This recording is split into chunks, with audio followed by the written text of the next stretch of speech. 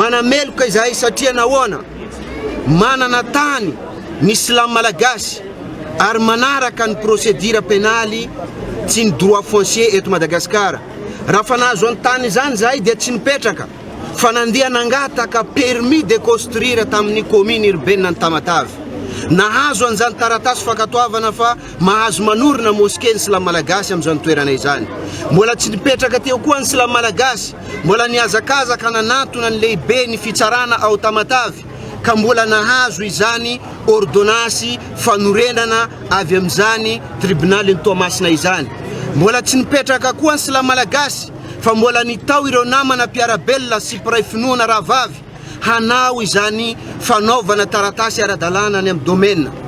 Titre io tany io, borné io tany io amin'ny anarany Madame Lissi lay tompony tany. Ka raha fa niazonaretina Madame Lissi dia niakatra nankany Frantsa ny tsabotena dia nilaza tamin'ny fianakavian'izy hoe zanaka mpiandry aho, zanaka mpivavaka aho ka ometsika andreo finoana rehetra ny tany sy ometsika ny vahoaka. Mbola nanao taratasy koa Madame Lissi tany fanolorana ilay tany zany ho an'ny finoana islamo, ho an'ny finoana kristiana, ho an'ny mpiarabelona malagasy.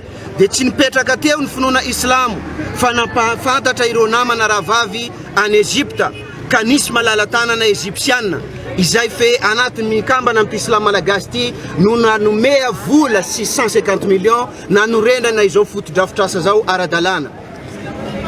Malahelo zahay tompo Allah subhanahu wa ta'ala nivoaka ny mosquée zahay amin'ny andro jomany androany. Anao no nahariny zao tontolo zao, anao no milaza ao anatin'ny boky masina Qur'any, anao ny tompon'ny fahefana rehetra tompo Allah, anao no mametrak'olona hitondra tompo Allah. Fa raha olombelona mpanompon'Andriamanitra napetraka ao reo olona nandrodana ny mosquée-nao zao tompo Allah, izao ny sary fiafarana, anao koa no mandrodana azy ireo amin'ny fahefan'izy ireo sy ny fiainan'izy ireo.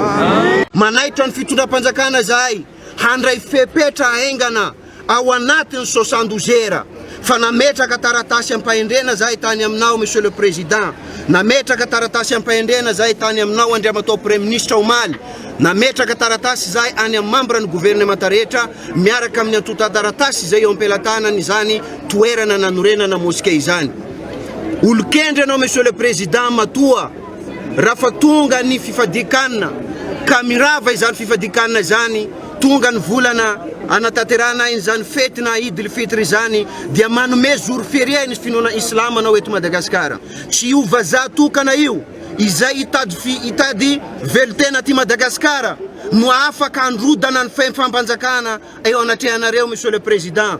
Mamenatra zao ka takinay amapretandazana amitsika amma olobe mitondra firenenanao na dia tanora ny tenanao handray fepetra haingana hamerina izany tokotany izany amina Islam malagasy ao anatin'ny 72 heures ary anangana ikoa ireo olona nandrodana hanangana zany mosquée zany hamerina azy amin'ny laony.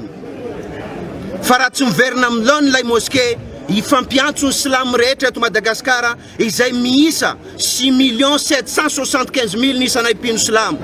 Tsy manao santasy zahay Andriamatao filoha fa mampiseho zahay fa miroborobo ny finoana malagasy ary resy lahatra ny vahoaka malagasy foko 7 ambin'ny folo miditra mampiroborobo izany finoana islamo izany.